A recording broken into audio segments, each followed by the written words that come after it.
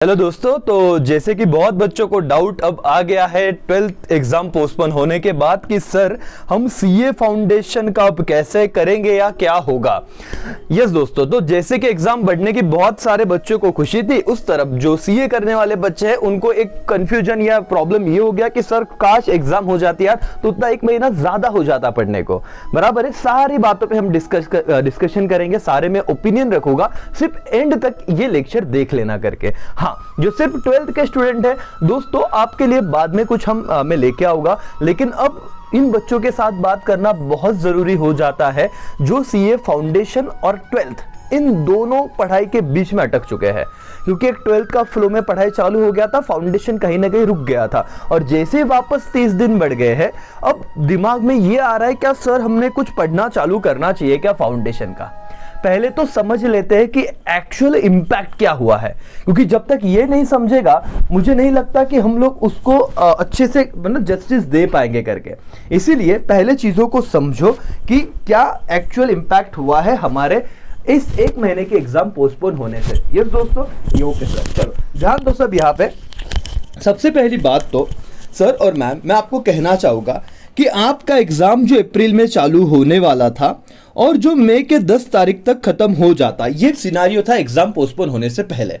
मैं एग्जाम और subject wise बात करूंगा, लेकिन पहले ये समझ लो कि सच में क्या बहुत बातें बिगड़ चुकी है क्या, या सिर्फ 30 दिन का फर्क है और उससे कैसे मैनेज करें। लेकिन अब आपका एग्जाम ही होने वाला है मई के एंड में, और वो खत्म होगा करीब करीब समझ लो 10, 15 या 20 जून तक मैक्सिमम पकड़ते हैं। तो क्या मेरी जून में एग्जाम होने के बाद भी मेरे पास कितने दिन अवेलेबल रहते हैं, तो सर करीब करीब 123 डेज, जिसमें मैंने जून के कुछ 10 दिन नहीं पकड़े, और कभी भी आपका नवंबर बिगिनिंग में तो पेपर होता नहीं, तो यहां पे भी आपको समझ लो 10 दिन तो एक्स्ट्रा मिल ही जाते हैं, मोर देन 10 डेज, राइट। तो ये 10 ऊपर के जून के और 8 से 10 दिन में नवंबर के भी छोड़ देता हूं। ऐसे समझो 6 तारीख को हो गया तो 6 ही दिन पकड़ते हैं, राइट। लेकिन वो जून और नवंबर का महीना छोड़ने के बाद भी 123 डेज मेरे पास है, और मालिक सफिशिएंट डेज है सीए फाउंडेशन की पढ़ाई करने के लिए। याद रखो, तो पहले बात तो पैनिक मत होना, आपने पहले ही एक अच्छा डिसीजन ले लिया था। कुछ बच्चे ऐसे भी रहेंगे कि सर हमने तो मई प्लान किया था, मतलब जून में होने वाला एग्जाम प्लान किया था, उसके लिए क्या करें। अब मुझे ये डाउट है कि अगर मतलब 11th और 12th का, ये सॉरी 10th और 12th के एग्जाम अगर मई और जून में जा रहे हैं, तो क्या आईसीएआई के पास उतने सेंटर्स अवेलेबल होंगे क्या।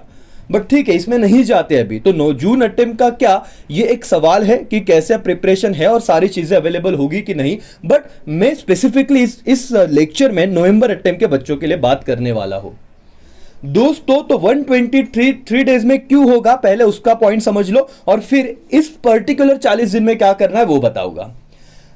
लॉजिकली हर बात मैं दिल से कर रहा हूं, मेरे ओपिनियन जो है अगर आपको लॉजिकल सही लगे तो भाई अच्छी बात होगी, नहीं तो हर किसी के अपने अपने ओपिनियंस होते हैं मालिक। अब देखना क्या होगा कि अप्रैल के ये 15 दिन, मई के भी जब तक मई एंड नहीं आता तो वापस वो 20-25 दिन, तो 35 डेज तो यहां पे ही हो गए।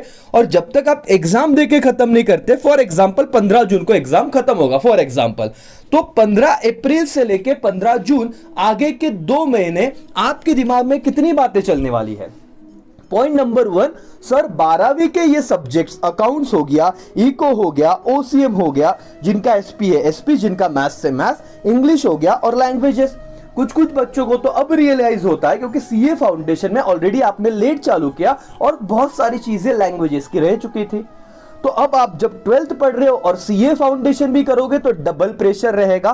बट आफ्टर 15 जून अगर पेपर तब खत्म होते हैं, आपके दिमाग में सिर्फ एक ही बात रहेगी नवंबर तक, वो है सीए फाउंडेशन के सब्जेक्ट। तो क्या पूरे दिन में आप फोकस नहीं रहोगे? यस सर, तो आपका क्या इफिशिएंसी नहीं बढ़ जाएगा?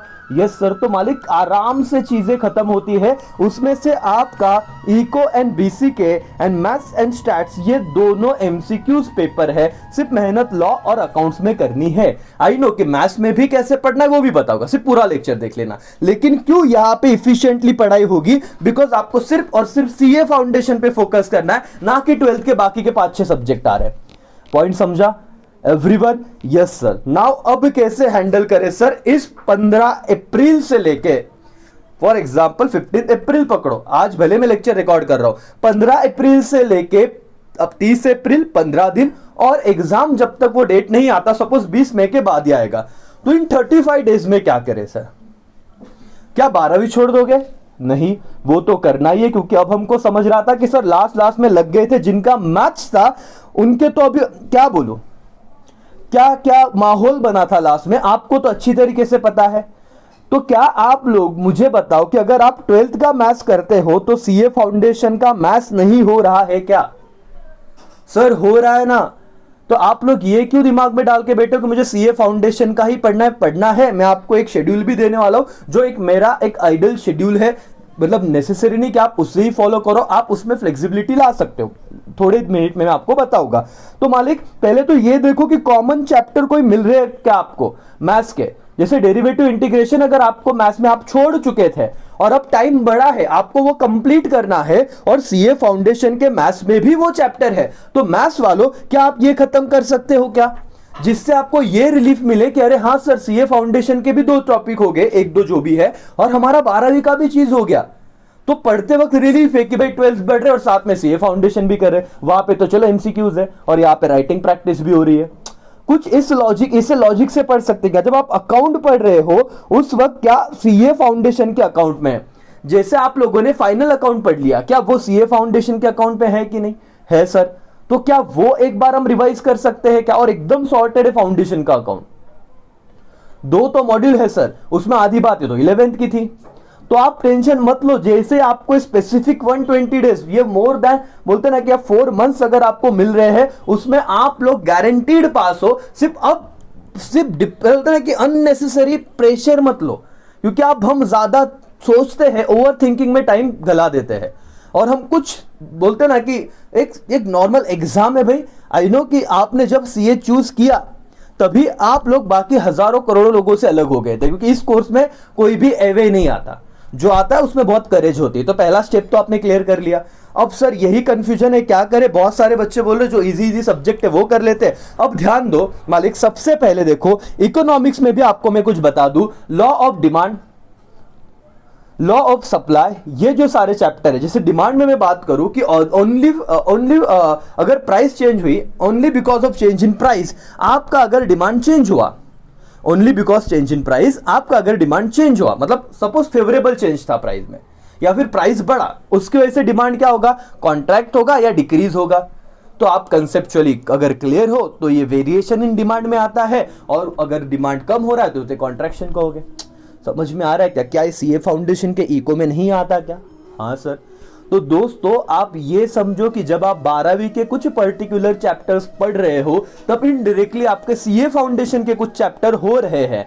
सिर्फ अब आप साइमल्टेनियसली अगर फाउंडेशन की कुछ पढ़ाई चालू करना चाहते हो तो ये पढ़ लो। समझ में आ रहा है सर? और मैम जिनका एसपी है और वो भी सीए फाउंडेशन कर रहे हैं, मैं सजेस्ट करूंगा कि आपको अगर कोई सब्जेक्ट रोकने की ताकत रखता है सीए फाउंडेशन में तो वो मैथ्स है। उसके अलावा आप सब हैंडल कर लोगे। और सीए मतलब सेल्फ स्टडी से ही आप लोग होते हो। क्लासेस तो हमने फॉर द नेम सेक लगा के रखे हैं भाई, वहां पे चीजें क्योंकि हो जानी चाहिए एज पर शेड्यूल। तो मैथ्स एसपी वालों स्पेसिफिकली मैं चाहूंगा कि आप रोज अगर अभी टाइम मिला है एटलीस्ट 2 से 3 घंटा आप मैथ्स को दीजिए, ताकि इन एक्स्ट्रा 4 महीने में जब आप आपके 12वीं दे के बाहर आओगे तब आपको रहेगा रे मैंने ना पिछले वो 10-15 दिन में मैथ्स तो पढ़ा ही था। ये सो नॉर वो रेशियो इजी चैप्टर करो मैथ्स के, ताकि आपको रिलीफ मिले। एसपी वाले स्पेसिफिकली कि भाई मैथ्स जो हवा बना के रखिए इतना डिफिकल्ट एक्चुअली नहीं है, वो इजी है और आराम से हो सकता है करके। और जिनको मैथ्स है वो तो रिस्क लो मत अब पूरा रिवाइज करने का, वो कॉमन टॉपिक लो जो 12th और जो फाउंडेशन में है, ताकि दोनों चीजें अच्छे से हो। समझ रहे हैं क्या मालिक एवरीवन? और दोस्तों कितना दिन और फाउंडेशन करोगे? 15 दिन 20 दिन सर बहुत होते हैं। और कितना टाइम करोगे? क्या 12वीं पूरी तरीके से छोड़ दोगे? नहीं सर। तो चीजों को समझो, क्योंकि मुझे पता है जिस दिन आपको सिर्फ एक टारगेट और एक टास्क दिया जाएगा आप 100% दे दोगे, और वो दिन होगा आफ्टर 12th।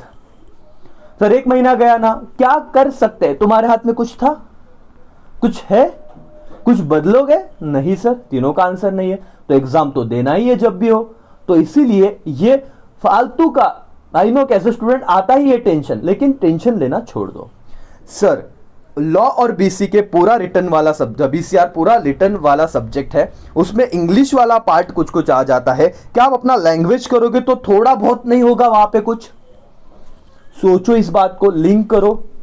तो क्या आप लोग इस शिद्दत से जब आप 12th के कुछ पर्टिकुलर सब्जेक्ट, उस सब्जेक्ट में पर्टिकुलर चैप्टर अगर पढ़ रहे हो और वो लिंक कर रहा है फाउंडेशन से, साथ में ले लो दोनों को और खत्म कर दो, तो आप लोगों को भी ये गिल्ट नहीं होगा कि फाउंडेशन मेरे दोस्त कर रहे हैं, मैं नहीं कर रहा हूं। हमारा स्ट्रैटेजी अलग होना चाहिए लोगों से, तो ही हमारा रिजल्ट भी अलग आएगा लोगों से। दोस्तों समझ में आ रहा है? अब 12वीं पे जैसे लास्ट के 10 दिन में आपकी लग चुकी थी ना, मे भी सोचो जरा कि रीजन यही होगा कि हमने बहुत ज्यादा वक्त दे दिया था फाउंडेशन का, और आपने पिछले 1 महीने में सिर्फ पढ़ाई रोकी थी। क्या आज फाउंडेशन के बुक्स लेने के बाद सारी चीजें एज इट इज याद आ रही है?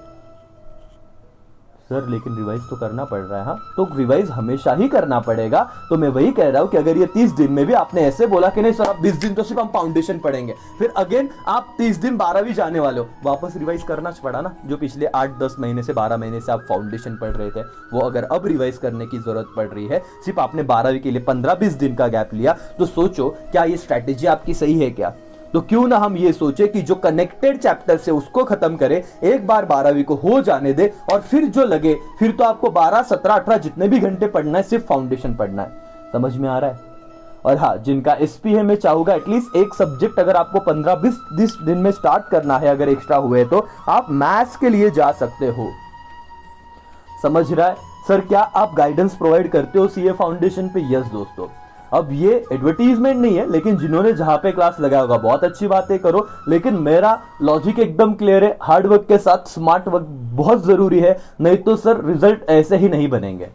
राइट? रिस्पेक्ट है हार्ड वर्क को, करना ही चाहिए, लेकिन अगर स्मार्ट वर्क नहीं रहा तो आप लोग सिर्फ फ्रस्ट्रेशन की तरफ बढ़ते हो। समझ में आया? तो यहाँ पे हम आपको सारे सब्जेक्ट भी करवाते हैं, चैप्टर वाइज टारगेट और टेस्ट, ये सारी चीजें होती है। बट ये आपका कॉल है, मैं कभी नहीं कहूंगा कि आप यहाँ पे ज्वाइन कीजिए, ये आप आपका अपना अपना कॉल रहेगा। ओके मालिक, तो पहले तो सर अब मुझे ये टेंशन नहीं है कि क्या करना है। एक रैंडम जो मैंने शेड्यूल बनाया है मालिक, इंडिया में रहते मजदूरी करना पड़ता है ना, 8-8 घंटे का शिफ्ट होता है, जिसे आप अपने पेरेंट्स या आपके भाई बहन कभी हो गए कहीं काम पे जा रहे हैं, मॉर्निंग शिफ्ट, आफ्टरनून शिफ्ट और इवनिंग शिफ्ट, 3 शिफ्ट में काम चलते हैं, 8-8 घंटे का एक शिफ्ट होता है। राइट? मुझे ऐसे लगता है कि पहले 8 घंटे, ध्यान देना, ये मैंने मेरे हिसाब से बनाया हुआ है, आप इसमें चेंज कर सकते हो। जनरली मैं कभी ऐसे शेड्यूल बनाता नहीं, लेकिन इस बार मैंने ट्राई किया है। मैं अगर सीए फाउंडेशन में होता, अगर मैं आपकी बात नहीं कर रहा हूं सर, मैं एसपी का स्टूडेंट हूं या मैथ्स का स्टूडेंट हूं, मैं 7 से लेके ना 10 तक ये 3 घंटे में सीए फाउंडेशन का मैथ्स कर लेता सर, क्योंकि मुझे पता है कि मेरी अगर लगेंगी तो मैथ्स में लगेंगी, और ये 3 घंटे अगर मैं अभी दे रहा हूं ना, तो आराम से जिंदगी में कोई टेंशन नहीं रहेगा। सिर्फ 3 घंटे लेकिन देना है, ओके? क्योंकि बाकी 4 महीने में तो करूंगा ही शिद्दत से, लेकिन एटलीस्ट मैंने मैथ्स को अभी टाइम देना चाहिए, पहली बात। सर फिर 1 घंटे का ब्रेक ले लूंगा 10 से 11, राइट? क्योंकि अब मेरे को पढ़ना है और मेरे को समझ गया कि पढ़ाई क्यों इंपॉर्टेंट है। फिर सर मैं 11 से लेके 1 बजे तक, अगर मैं 1 बजे में अगर लंच करता हूं, तो मैं वहां पे 12th का कोई एक सब्जेक्ट ले लूंगा पढ़ने के लिए। जैसे मैंने इस बार एग्जाम के दौरान ये, मतलब एग्जाम आ रही थी तो ये फील किया कि अरे मेरा एक पर्टिकुलर चैप्टर बहुत, एक सब्जेक्ट बहुत पीछे रह गया था 12th का, जिसमें मेरे पास टाइम ही नहीं बचा, और मेरे को लैंग्वेजेस 10 तारीख से तो मैंने चालू कर दी। अब ओसी का एक चैप्टर आपका रह गया होगा, हो सकता है आपका अकाउंट्स का कोई पर्टिकुलर चैप्टर रह गया। पहले शेड्यूल में तो पूरा छुट्टी था, 10 दिन हॉलीडेज था, बट सेकेंड टाइम टेबल में कितना होगा हमें पता है क्या? नहीं पता सर। तो अगर अकाउंट का कोई XYZ चैप्टर आपका रह गया है तो भाई उसको ले लो उन 2 घंटों में। आपका ओसीएम का कोई चैप्टर रह गया तो वो आप ले लो 2 आवर्स के। आपका एसपी अगर है, एसपी का कोई चैप्टर रहेगा वो आप ले लो। समझ में आ रहा है क्या एवरीबॉडी? तो आपको ये 2 घंटा में क्या कर देता सर, पढ़ाई मतलब अच्छे से करता, फिर 1 घंटे का वापस मैंने ब्रेक ले लिया, जिसमें मैं खा रहा हूँ, मतलब लंच वगैरह हो रहा है, और 2 से 3 चलो मैं टाइम पास ही किया। लंच के बाद ऐसे पढ़ाई होती है, तो 2 घंटे का ब्रेक है। लेकिन फर्स्ट 8 आवर्स में मेरी कितने घंटे पढ़ाई होगी? 6 घंटे की पढ़ाई होगी, करीब करीब नहीं 5 घंटे की पढ़ाई होगी। 5 आवर्स मैंने सर पढ़ लिया, 3 फाउंडेशन और 2 12वीं, पहला स्लॉट मेरा खत्म हो गया। ये मेरी बात कर रहा हूं, आप अपने हिसाब से चेंज कर सकते हो। अगर आपको हेल्पफुल हुआ तो बहुत अच्छी बात है। क्या बोला? पहले 8 घंटे सुबह 7 से लेकर 3 बजे तक मैंने 5 घंटा पढ़ाई कर दी। अब मेरा सेकेंड हाफ चालू होता है सर, सेकेंड 8 घंटे का ड्यूटी जो दोपहर को 3 से रात को 11 बजे तक है। सुनो मैंने क्या किया, अगेन 3 से 5 2 घंटे का 2 आवर्स का मैंने सिटिंग मतलब मेरा एक सिटिंग प्लान किया, और उसमें 2 आवर्स में मैंने अगेन 12th का ऐसा सब्जेक्ट लिया जो मुझे डिफिकल्ट जा रहा था। फॉर एग्जाम्पल इस बार इंग्लिश का पेपर जब आया तब मेरे को रियलाइज हुआ कि अरे इंग्लिश का तो पेपर पैटर्न ही नहीं पता, अरे इंग्लिश में तो इतनी सारी चीजें रह गई है, मैंने एक पेपर भी सॉल्व करके नहीं देखा। ट्राई करो कि यहाँ पे आप वो चीज करो, क्योंकि 200 मार्क्स से आपका इंग्लिश और लैंग्वेज मिला के, तो एक बार यहाँ पे वो देख लो। वापस सर 1 घंटे का ब्रेक लिया, 6 से 8 मैंने सेकेंड सीटिंग में बैठ गया, और वहां पे मैंने क्या किया, अगेन 12वीं का सपोज ओसीएम था या इको था, वो इको के क्वेश्चन बैंक के लॉन्ग आंसर से वो लर्न करना चालू किया। अगेन 1 आवर का ब्रेक, अगेन 2 आवर्स में बैठा। आप बोलोगे सर इतना कौन पढ़ता है, आप कुछ भी बोल रहे। तो सर और मैडम, अगर आपको लग रहा था कि सर फाउंडेशन की पढ़ाई करने के बाद भी, 12th कम कर पढ़ने के बाद भी इस बार मुझे अगर 70% आ रहे थे या 80% में जा रहा था या 90 में जा रहा था, तो मेरा परसेंट जो मुझे अब एग्जाम होती जितना मिलता उससे 5% बढ़ जाना चाहिए, तो इतना पढ़ना पड़ेगा। और सर जैसे ही 11 बजे तक मैंने वापस 12th के कुछ चैप्टर खत्म किया, कुछ में आपका जो वीक होगा वो ले लो। ये 8 घंटे सिर्फ मेरे जहां पे मुझे सोना है। थर्ड शिफ्ट जो थर्ड स्लॉट है वो सिर्फ मेरा है, जहां पे मेरे 8 घंटे की नींद होनी चाहिए। मालिक लेकिन होता क्या है सर हम 11 बजे तो फोन लेते हैं, फिर कैसे फोन में स्क्रॉलिंग करते 2 बज जाते, हमको नहीं समझता, बज जाते ना। अभी हम हमारी क्या करते, फिर हम सर 2 बजे सोते कभी 3 बज जाते, और फिर हमारी नींद खुलती 9 बजे, और फिर 9 बजे उठा तो दिखता अरे पूरा मैथ्स का शेड्यूल हिल गया, ये तो 10 बजे तक की था। फिर ऐसे करते करते अपना ओवरलैप होते जाता जिंदगी में, फिर कभी प्लान फॉलो नहीं होता। ये हमेशा की बात है। तो अपन इंडियन है, अपन प्लानिंग सबसे भारी करते हैं, सिर्फ एग्जीक्यूशन में अपनी लग जाते हैं। तो अगर आप 11 बजे सोते हो, ये 1 महीना अगर इस शेड्यूल को फॉलो करते हो, मालिक कोई नहीं रोक सकता। और ये मैथ्स कब तक करना है, चलो 15 मई तक पकड़ लो, अगर शेड्यूल आ जाता है तब तक। तो 1 महीना अगर आप मैथ्स करोगे 3-3 घंटे, कितना भारी हो जाएगा। सर बाकी 3 सब्जेक्ट का क्या, अरे अकाउंट चल रहा है ना लिंक में, इको चल रहा है ना, law of demand, law of supply, basic chapter आप कर रहे हो कि नहीं, माइक्रो कर रहे हो, मैक्रो वाला चैप्टर कर रहे हो, यूटिलिटी वाला चैप्टर कर रहे हो, क्या फाउंडेशन में नहीं है क्या, वो अच्छे से करो, उसके साथ ले लो फाउंडेशन का बुक। तो इको नहीं हुआ सर। लॉ सर अरे 4 महीने हैं, अभी ऐसे भी करके भाई तू जब 20 दिन का वापस ब्रेक लेगा तब तेरी लगेगी ही, और पिछले 1.5 साल से कर रहे तो अगर 1 महीने के ब्रेक में लग सकती तो क्यों नहीं लगेगी बाद में। तो इसीलिए दोस्तों नवंबर अटेम्प्ट सबका होगा, क्योंकि आप लोगों को देखो मैंने बताया लास्ट का 8 घंटे का स्लॉट कैसे करना यूज। आप लोगों को मालिक ध्यान रखो, ये जो आपके 4 महीने हैं, यहां पे ध्यान दो स्क्रीन पे, 1 मिनट से, हाँ ये जो आपके 4 महीने जुलाई अगस्त सितंबर अक्टूबर, ये बहुत क्रूशियल है, जहां पे आपको शांति से फाउंडेशन का पढ़ना, जिसमें ऐसे नहीं होगा 12वीं का ये पढ़ ले वो पढ़ ले, नहीं, लेकिन 12वीं पहले एक बार क्लियर कर लो, ठीक है। तो मैंने आपको बता दिया जो मेरे थॉट्स थे, जो आपके सामने मुझे रखना ज़रूरी लगा। आई होप आपको इससे फ़ायदा हुआ होगा। एंड ठीक है, मिलते हैं जब जैसे अभी फाउंडेशन के भी मैंने अपने टेलीग्राम पे कोई क्विज़ डालना स्टार्ट किया है, तो आप वहाँ पे टेलीग्राम पे ज्वाइन हो सकते हो और क्विज़ सॉल्व करके अपना नॉलेज चेक कर सकते हो, ठीक है। या फिर अगर कुछ गलत हुआ तो सही आंसर वहाँ पे आता है, तो आपको वो उसके बाद कभी गलती नहीं करोगे आप, ठीक है दोस्तों। तो यहीं पे रुकता हूँ, मिलते रहूँगा आपसे, आप पढ़ते रहो, कुछ भी अगर प्रॉब्लम हो मुझे टेक्स्ट करो, मेरे इंस्टाग्राम पे आप टेक्स्ट मैसेज कर सकते हो, मैं उस पॉइंट पे आपके सामने वीडियो लेके आ जाऊँगा। चलो ठीक है, चलो बाय बाय, टेक केयर, जय हिंद जय भारत।